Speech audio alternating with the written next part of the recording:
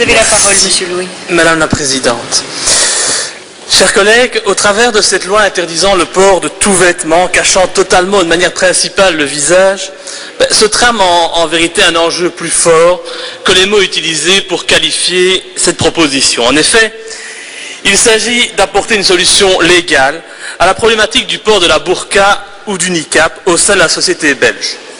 Il aurait très certainement été plus opportun d'intituler plus clairement cette proposition en évitant l'hypocrisie, mais bon, ce n'est pas le plus essentiel, avouons-le.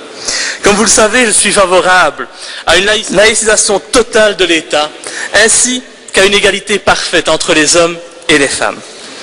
Et c'est donc avec une joie non dissimulée, et c'est assez rare au sein de ce Parlement, que j'accueille cette proposition de loi que je soutiendrai bien entendu lors du vote.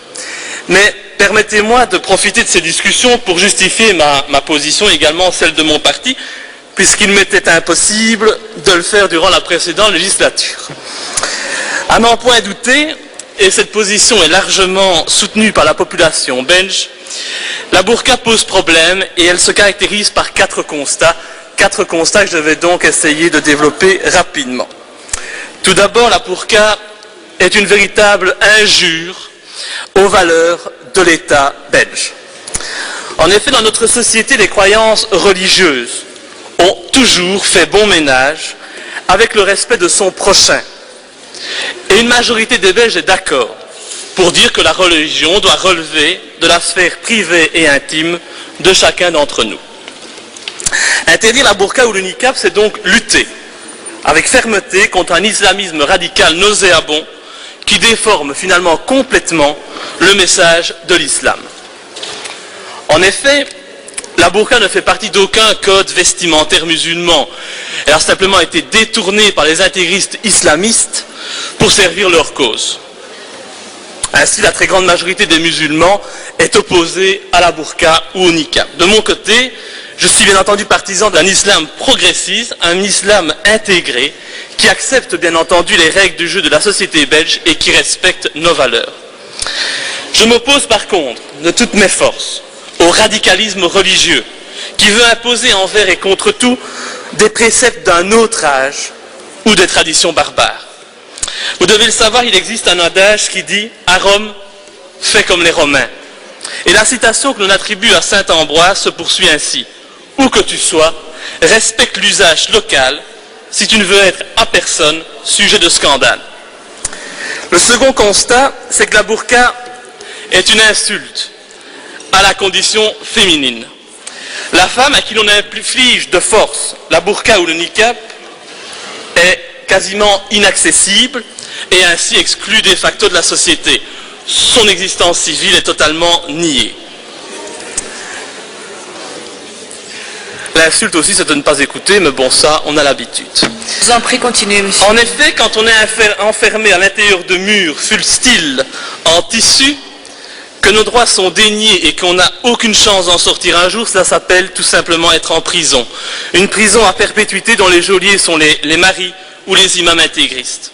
En interdisant le port de la burqa ou du niqab, c'est un véritable acte de libération que nous posons. J'aimerais en ce sens vous lire une déclaration de Fadela Amara, présidente du mouvement Ni pute ni soumise et ancienne secrétaire d'État française. Elle disait « Le port de la burqa ou du niqab vise à étouffer les libertés fondamentales ainsi qu'à asseoir l'oppression de la femme, sa réduction à l'esclavage et son humiliation. La burqa ne représente pas seulement un morceau de tissu, mais la manipulation politique d'une religion qui réduit les femmes à l'esclavage et va à l'encontre du principe d'égalité entre les hommes et les femmes. Il convient donc, et c'est le cas de le dire, de faire tomber les masques, non pas sous couvert de la bonne conscience ou d'un discours philosophico-sentimentaliste, mais bien pour faire triompher les valeurs essentielles de notre société, que sont notamment l'égalité entre les hommes et les femmes et la laïcisation de l'espace public. Le troisième constat que nous pouvons tirer, c'est que la burqa est une menace pour l'ordre public. Cacher de la sorte son identité pose évidemment des problèmes pratiques, au-delà des considérations éthiques ou morales. Ainsi, comme l'évoquait M. Baclen dans son intervention, laisseriez-vous une personne en burqa venir chercher des enfants à la sortie de l'école sans savoir quelle est son identité réelle et si les enfants repartent effectivement bien avec leur mère? Ce n'est qu'un exemple, bien entendu, car on peut imaginer qu'un tel vêtement soit utilisé par des personnes mal intentionnées pour commettre des vols ou des faits de violence. Et fondamentalement, au sein de l'espace public, chacun d'entre nous se doit d'être identifiable, non seulement par respect, mais aussi pour des questions évidentes de sécurité et d'ordre public. Enfin, le dernier constat, c'est que la burqa est un frein à l'intégration, un refus du partage avec l'autre et un déni de citoyenneté. En effet, la communication, l'intégration et le partage passent forcément par une identification de la personne avec laquelle on est en contact. Sans cela, tout contact est impossible.